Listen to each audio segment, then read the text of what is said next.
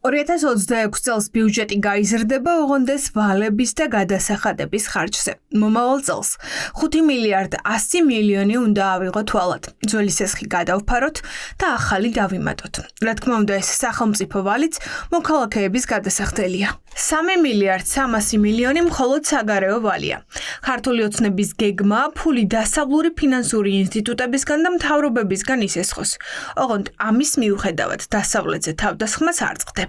უწევთ ძალიან ბევრი ვალი აიღონ, ეს არის 3.3 მილიარდი, თუმცა აქედან 1.4 მილიარდი ლარი უნდა გადაიფაროს ეგრეთ წოდებული ევროობლიგაციები. მიუხედავად იმისა, შეიძლება ითქვას, რომ დილიდან საღამომდე დასავლეთის კრიტიკით არიან დაკავებული და ამბობენ, რომ ჩვენთან ეკონომიკური აყვავება და იქ ეკონომიკური კრიზისია, ამ თანხას ისევ ეძებენ დასავლეთის ქვეყნებში.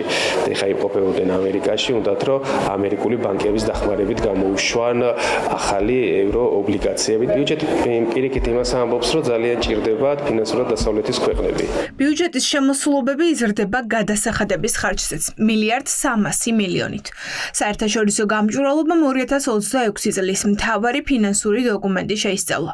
აქ ქართული ოცნების პრიორიტეტები ყველაზე უკეთ ჩანს. ხელფასი არავის მოაკლდება. ივანიშვილის გუნდის ჩინოვნიკები მინიმუმ 10%-ით მეტანაზღაურებას მიიღებენ ვიდრე აქამდე. ხოლო პენსია მხოლოდ 20 ლარით გაიზრდება. ირაკლი კობახიძე ყოველთვე თითოეულ პენსიონერზე 43-ჯერ მეტ თანხას აიღებს. მაინც და მაინც ოპტიმისტურად ეს ბიუჯეტი არ არის შევსებული. ბიუჯეტის შემოსავლებზე ჩამოკიდებული ორგანიზაციების დასაქმებულთა ადამიანთა რაოდენობა იზრდება. ანუ ერთი ხელით ვითომ რაღაცა ოპტიმიზაციაზე ვსაუბრობ და მეორე მხრივ უარეს ვაკეთებ. ჩვენ თუ გადავხედავთ ავტორიტარულ რეჟიმებს, მათი საბიუჯეტო მიმართულებები და მათი საბიუჯეტო მოწყობა სწორედაც ასეთია, ისინი ზრდიან იმ მიმართულებების დაფინანსებას, რაზეც დგას რეჟიმი, როგორც წესი და რეჟიმი როგორც წესი დგას ძალოვან სტრუქტურებზე. ბიუჯეტის ხარჯზე დასაქმებულების რაოდენობა იზრდება. შინაგან საქმეთა სამინისტროში და პროკურატურაში. მაგრამ საგარეო საქმეთა სამინისტროში ამცირებენ მათ, ვინც ევროკავშირში საქართველოს ინტეგრაციაზე მუშაობდა. დაფინანსებას მოაკლებენ ინფრასტრუქტურას და განათლებას, ძალოვანი სტრუქტურების გაძლიერების ხარჯზე. 9 მილიარდამდე იზრდება სწორედ იმ უწყებების დაფინანსება, ვინც რეპრესიულ მანქანას ამუშავებს. დიდი ზრდა აქვთ სახელმწიფო სექტორში დასაქმებული ადამიანებისთვის, მინიმუმ 10%-ით ყველაც ეზრდება ხელფასი. პრიორიტეტი არის ეგრეთ წოდებული ძალოვანი სამსახურების გაძლიერება. ანუ ერთად რო ავიღოთ პოლიცია, სუსი, პროკურატურა, თავდაცვა, სადღაც 9 მილიარდი ლარით მეტია გამოყოფილი. რა სისტემასაც აშენებენ, რომელსაც ჭირდება პოლიციელის დახმარება და პოლიციელის ძალაუფლებაზე დაყრდნობა, ბუნებრივია მათ უზდიან უფრო დაფინანსებას. ეკონომიკური პოლიტიკის გაუმართავობამ ქვეყანაში მიგვიყვანა იქამდე, რომ საქართველოს სახელმწიფოს უწევს შეამციროს, შეკვეცოს ხარჯები ინფრასტრუქტურაზე, რაც მეტყველებს იმაზე, რომ მას უბრალოდ აღარ აქვს რესურსი მნიშვნელოვანი პროექტები განახორციელოს. ვის ეზდება ბიუჯეტი?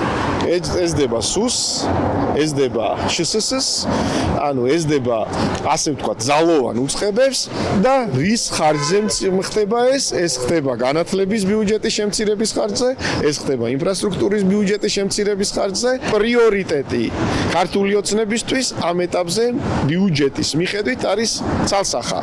მისი პირადი უსაფრთხოება, პოლიციური ლოიალობა. კობახიძეს და პაპუაშვილს მომავალი წლიდან 16,000 ლარამდე ეზრდებათ ხელფასი, მინისტრებს 13,600 ლარამდე. დეპუტატები 12,800 ლარს აიღებენ. ჯამში მხოლოდ ხელფასები 385 მილიონით იზრდება. სამაგიეროდ მოაკლებენ ანაკლიის სპორტის და ავტომაგისტრალების მშენებლობას. ვალი აქ იმდენი ქვეყნას, რამდენიც არანაირ ლიმიტს არ ცდება და არანაირ პრობლემას ქვეყანას არ უქმნის.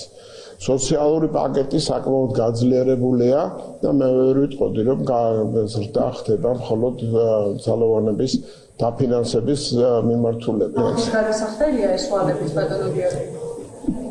კარგით, ერთი ხალხის სახელი პარლამენტში. მთავარი ფინანსური დოკუმენტი უკვე პარლამენტშია და მასში თანხების განაწილება ოცნების პრიორიტეტების საუკეთესო ილუსტრაცია.